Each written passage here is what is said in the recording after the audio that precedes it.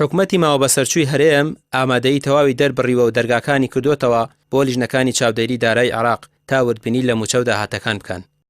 ئەمە لە کاتێکدا پەرلەمانتارانی پێشووی کوردستان گرفتی گەورەیان هەبوو لەگەڵ داخستنی دەرگاکانی چاودێری داهات و خەرجیەکان، بەڵام ئێستا دەبێت بە ناچاری دەرگاکانیان بۆ عێراق واڵا بکەن.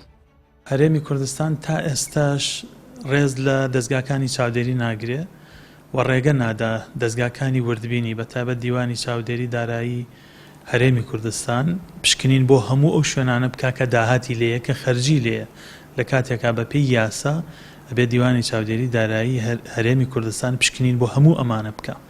وا ئێستا لە ناچاریە پاشەوەی موچە گەڕایەوە بۆ بەغدا، پاشەوەی بەغدا بەرپرسیارەتی دابینکردنی موچەی گردە ئەستۆ لە ژێر فشاری بەغدا چوونەتە ژێرباری چاودێری وردبینی دیوانی چاودێری دارایی بەغدا. چاودێریکردنی کارەکانی حکومەت ئەرکی پەرلەمانە، گرنگیەکەشی بۆ نەهێشتنی گەندەڵی و شەفافیەتە لە داهاتەکان، بەڵام لە هەرێمی کوردستان دەوترێت بربەستەکان نیان هێشتووە کاری پەرلەمانتاری وەکو پێویست بکرێت.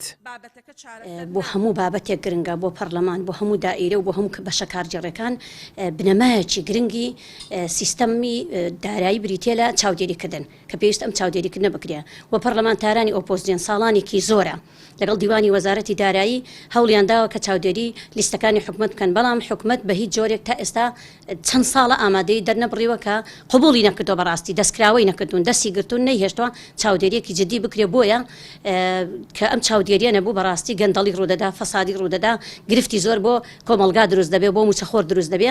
ئێستا ئەگەر حکومەتی هەرێمی کوردستان چەند ساڵە ئەم هەموو ساڵە زۆرانە ڕازی بووە پەرلەمانتاران چاودێریەکی باشیان بکردایە، دەستکراوی بکردنانێ بەڕاستی ڕۆژمان بەم ڕۆژە نەدەگەیشت.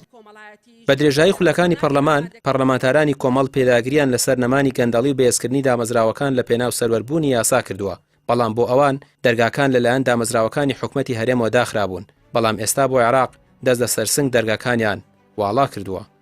ڕامیار عوسمان، کەناڵی پێام، سلێمانی.